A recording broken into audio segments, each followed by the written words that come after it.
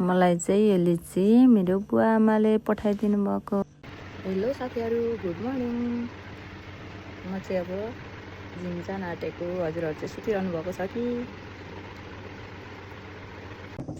चाहिँ एक गिलास पानी लिएर जान्छु मन तातो, अनि एक गिलास चाहिँ घरमै खाएर जान्छु। आजको बिहानको सुरुवात चाहिँ तातो पानीबाट भइरहेछ। अनि जहिले पनि तातो पानी खाँदा चाहिँ यस्तरी उभिएर नखानु अरे कि, खाँदा चाहिँ यस्तरी टुक्रुक्क बसेर खानु अरे साथीहरू।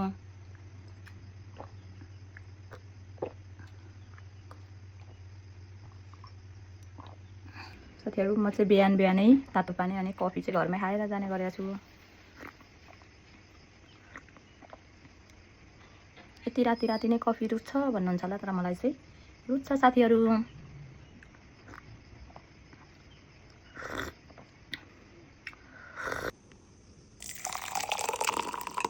म चाहिँ अहिले जाँदा चिया सिड भिजाएर जान्छु साथीहरू, अनि चाहिँ अहिले भरे आएर खाने हो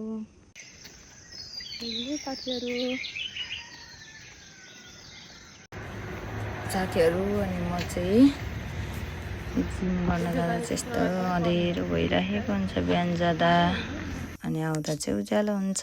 अनि हामी चाहिँ जिम गर्न गयौँ भने त्यहाँ हामीलाई सिकाउने भाइले चाहिँ अर्को गाना बजाउनु भएको हुन्छ क्या, अनि त्यही भएर कपिराइट लाग्छ भनेर मैले चाहिँ सबै साउन्डहरू अफ गरेको हुन्छु। अनि हामीले चाहिँ एक्सर्साइज गरिरहेको हुन्छौँ मजाले। यति मजा हुन्छ कि एक्सर्साइज गर्दाखेरि। अनि हजुरहरू पनि यत्रो 24 घन्टामा चाहिँ जहिले पनि आफूलाई 1 घन्टा चाहिँ दिने गर्नुपर्छ साथीहरू। जहिले हामी कामहरू भन्छौँ के भन्छौँ, अनि त्यसपछि आफ्नो लागि चाहिँ 1 घन्टा जहिले पनि छुट्याउनु पर्छ अरे कि। एक्सर्साइज भनेको चाहिँ हाम्रो जीवनमा नभई नहुने कुरा हो भनिन्छ साथीहरू। त्यही भएर हामीले एक्सर्साइज चाहिँ गर्नुपर्छ। अब कति मान्छेहरूले चाहिँ भन्नुहुन्छ कि मेरो त घरमा यति धेरै काम छ, यस्तो छ उस्तो छ, मैले त घरकै लागि गरेरै भ्याउँदिनँ, मेरो त घरमै एक्सर्साइज हुन्छ भन्नुहुन्छ। तर त्यस्तो चाहिँ होइन अरे क्या। हामीले चाहिँ यो कुरा योगामा सिकाउनु भएको थियो म्यामहरूले। त्यही भएर जहिले पनि आफ्नो लागि चाहिँ पहिलो प्राथमिकता दिनुपर्छ अरे होइन भन्ने चाहिँ मैले पनि सुनेको। तर अब हजुरहरूलाई लाग्ला यसले त्यस्तो ज्ञानको कुरा दियो यस्तो उस्तो भन्ने हुँदैन, तर त्यो चाहिँ होइन। मैले पनि सुनेको र मैले पनि आफूले पनि एक्सर्साइज गर्ने गर्छु। म जहिले पनि आफ्नो लागि चाहिँ 1 घन्टा दिन्छु, सबै कुरा बिर्सेर भए पनि होइन। त्यही भएर हजुरहरू पनि गर्नुहोस्, आफ्नो जिउहरूलाई स्वस्थ राख्नुहोस्, आफ्नो ज्यानको ख्याल गर्नुहोस् होइन। आफ्नो स्वस्थ रहनु नै सबैभन्दा ठुलो धन सम्पत्ति भनिन्छ होइन। तर अब अहिलेको जमानामा कसलाई रोग लाग्छ लाग्दैन भन्ने कुरा त अब त्यो थाहा नै हुँदैन होइन। एक्सर्साइज गर्ने मान्छेलाई चाहिँ रोगै लाग्दैन भन्ने हुँदैन होइन। अब भोलिको दिनमा कसैलाई केही भइहाल्यो भने यसले त यस्तो भन्थ्यो, यस्तो भन्यो, उसलाई त यस्तो भयो भन्ने पनि कति कुराहरू गर्नुहुन्छ मान्छेहरूले, तर त्यस्तो चाहिँ होइन। तर पनि 1 घन्टा चाहिँ आफूले दिनुपर्छ समय भनिन्छ होइन। जेसुकै होस्, हिँड्नुहोस्, एक्सर्साइज गर्नुहोस्, योगा गर्नुहोस्, खुसी हुनुहोस्, रमाउनुहोस् होइन।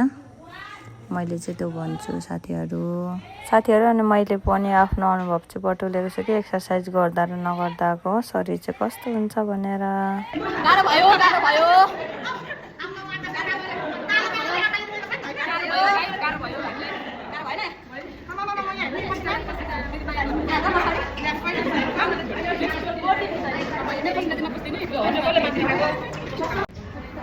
साथीहरू म चाहिँ हेर्नु नयाँ आफ्नै सुरले नाटक गरिरहेको हाम्रो एक्सर्साइज गरिसकेपछि, अनि त्यसपछि हामीलाई चाहिँ एक्सर्साइज धेरै गराउनु भएको थियो क्या भाइले त्यो दिन हिजो चाहिँ। अनि हामी गलेर पुरै बेच्दु भएका थियौँ। अनि हामीलाई चाहिँ पुरै ल दिदीहरू तपाईँहरू गाना बजायो भने चाहिँ अहिले एक्सर्साइज गरेर गलेको पनि सबै बिर्सिनुहुन्छ भन्दै भन्नुभएको थियो। भरे त उता गएर हामीलाई गाना बजाइदिनु भएछ क्या। आकाशैको कालो बादल यस्तै के भने गाना बजाइदिनु भएको थियो। अनि मैले चाहिँ कपिराइट लाग्छ भनेर गाना चाहिँ बन्द गरिदिएँ, रोकिदिएँ। अनि हामी चाहिँ पुरै मजा नाचिरहेछौँ क्या।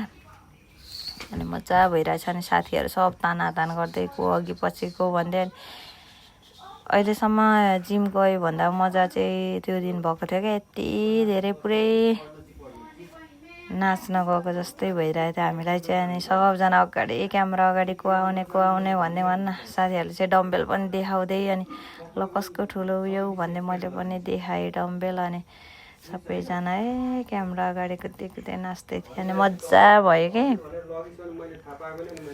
अनि हामी चाहिँ मजा भइरहेछ। हामी चाहिँ आज धेरै एक्सर्साइज गरेर अनि नाचेर गरेर हैन महाराम भन्छ हाम्रो लागि हैन।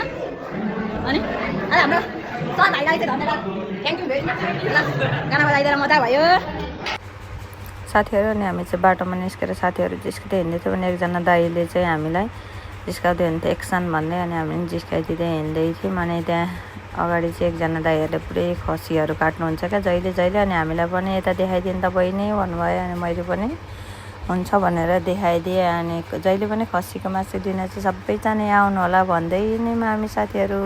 मैले चाहिँ एक्सर्साइज गरेर आएपछि अनुहार चाहिँ हेर्नु न साथीहरू रातो पसिना भएछ।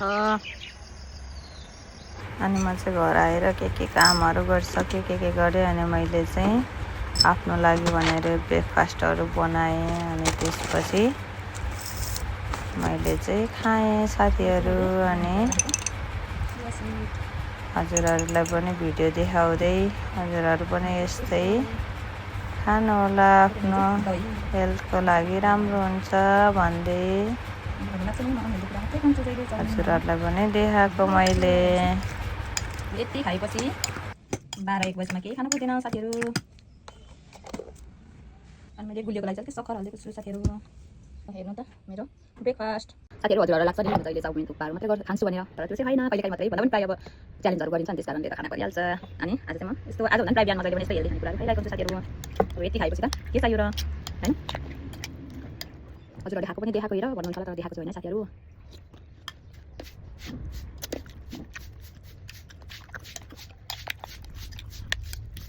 एक्सर्साइजको लागि एनर्जी पनि चाहिन्छ नि त यति धेरै गर्नुपर्छ है त्यही भएर खाएको।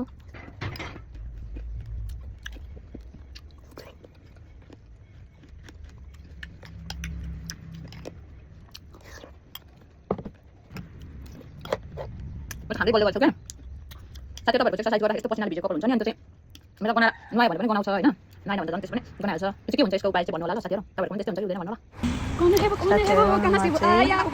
ब्रेकफास्टहरू खाएँ अनि कामहरू पनि सकेँ। अनि त्यसपछि चाहिँ मेरो पुरानो डस्नाहरू सिरानीहरू थियो। अनि त्यसलाई चाहिँ म पुरै नयाँ बनाउनको लागि पेल्नको लागि लिएर जाँदै थिएँ। यो हामी यो पुरानो दिएर नयाँ लिन गएको सबैजनाले यस्तै गर्नुपर्छ। हामी चाहिँ यो सबैलाई पेलाएर जादु होइन पेलाएर हामी जादु गर्ने हाम्रो चाहिँ यहाँ सामुदायिक अनि यही छ है। यही हो मेरो नानी बोकेर हेर्दैछु साथीहरू। अनि मलाई चाहिँ यो सामानहरू मेरो दिदीले पठाइदिनु भएको थियो। हजुरहरूले मेरो भिडियो हेरिदिनु भएकोमा धन्यवाद।